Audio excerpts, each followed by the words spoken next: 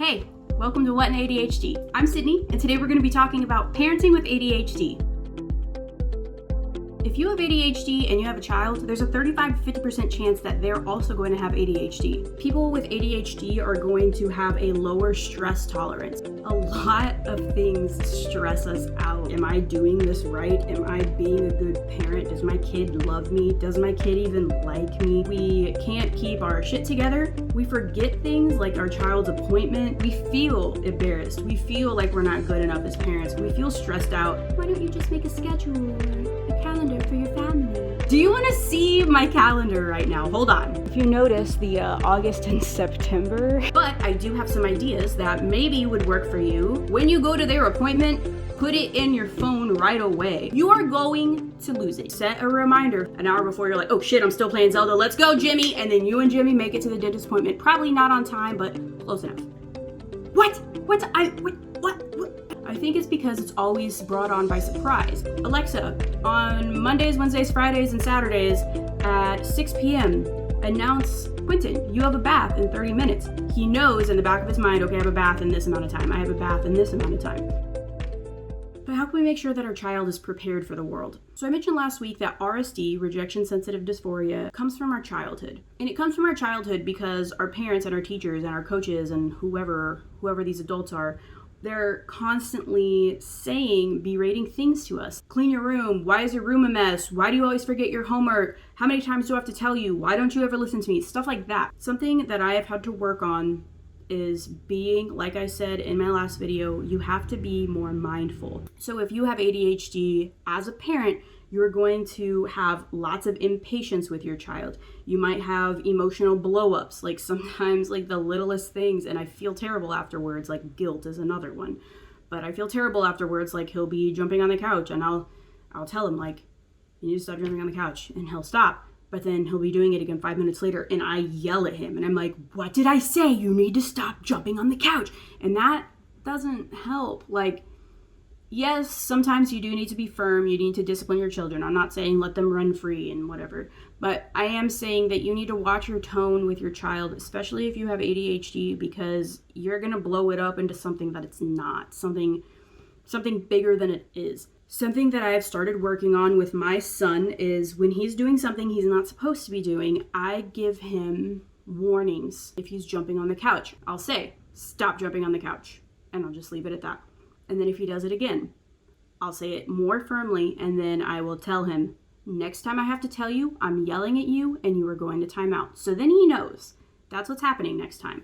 And then the third time, since I've announced like the third time is going to be when I yell at him and it's going to be in timeout, it's a little more controlled, and it's not just an outburst of you screaming at your child because they're jumping on the couch and now they're in the room crying.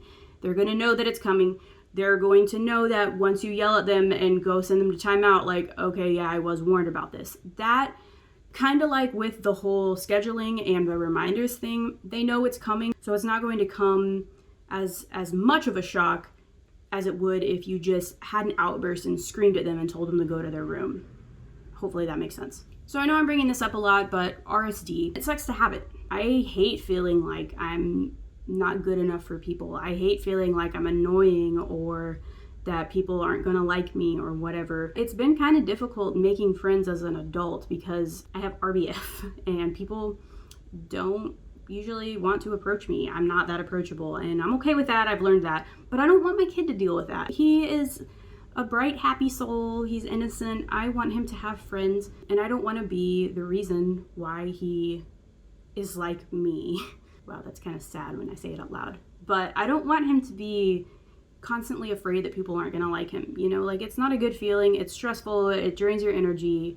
And at the end of the day, it doesn't really matter if people like you or not, but I don't want him to feel like that. So what are some ways that we can make sure that our child doesn't develop RSD? Like I said in my previous video, before you react to any sort of emotion, you need to kind of reflect on it. I know it's really hard to do this quickly. It's really hard to have something happen. You need to reflect on it, think of the best approach to how to respond, and then you respond calmly and sensitively. That's difficult to do.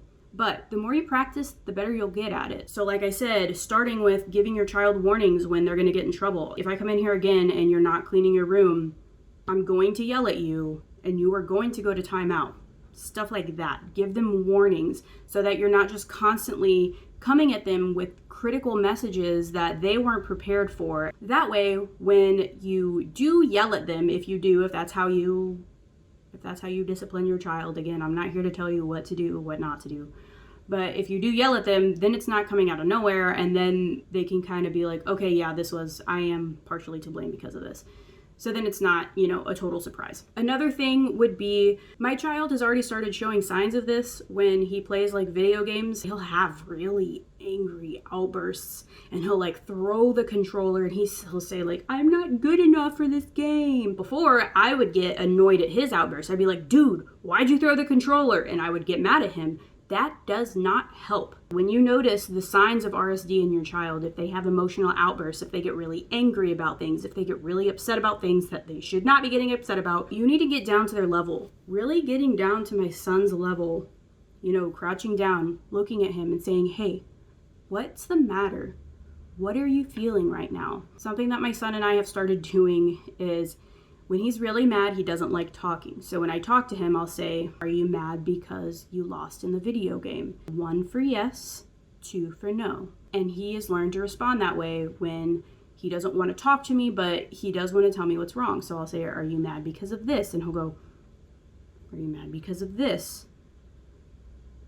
Are you even mad, or do you feel sad? And then I'm like, okay, there it is. He's sad about something. And then we work through it.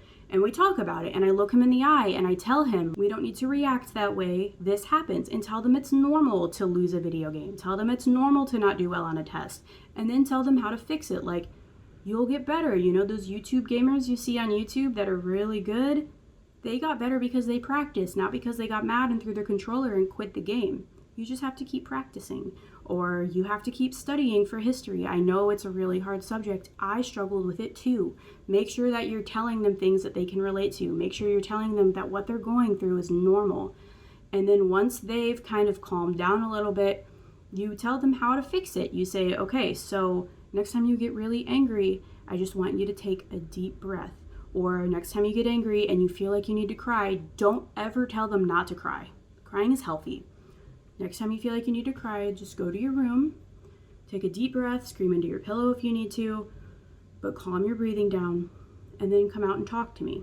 My son is 4 years old and he does this already. My husband and I really implement this with him. When he gets really upset about something, we just go up to him and we're like, buddy, you need to take some deep breaths, please. And then we'll breathe with him. Or sometimes when he's really mad, he'll just go to his room and then he'll come back and he'll be like, Mama, I took deep breaths. I feel better. Here's what the problem is. And then we talk about it and then we're better. So that probably took about the entire quarantine. But he's a lot better at regulating his emotions already as a 4-year-old. And I'm hoping that he holds those lessons with him as he gets older and he can hopefully regulate any sort of RSD that he maybe has. Last little bit before I sign off here, how to deal with other parents. If you deal with parents constantly saying things like, oh, my child would never act like that, aren't you gonna do something about that behavior? This is what you say to them. F off, Betty. I don't need your advice. He's my kid. As long as you're not doing anything that's putting your child in imminent danger or another child in imminent danger or is harmful to your child or the other child's emotions and well-being, those other parents can literally f off. And, I mean, if they're one of your friends, then you don't want that type of person in your life anyway. I'm not telling you to just go break up with all your friends, but be reasonable with them at first if you want to. Tell them like, hey, they're my kid. I appreciate your input, but I would really appreciate it if you didn't say things about my child because I'm really trying my best and I'm struggling because of XYZ and, stuff like that. That's not my vibe. That's not usually what I do. I don't have time for other people to tell me how I should be parenting my child. That's why I didn't want to make this video as something that's like, do this, this, this, and this. It's not my job. I just want to help people realize that parenting with ADHD and struggling with it is totally normal, and here are some things that have helped other people. Here are some ideas that I have. I'm not telling you what to do. So, dealing with other parents' opinions on your parenting, that is just something I don't really tolerate. So, yeah. Anyway, that is all I have for you today. I hope you enjoyed. Hope it was helpful. If not, then I don't know what to tell you. I'll see you guys next time. Bye.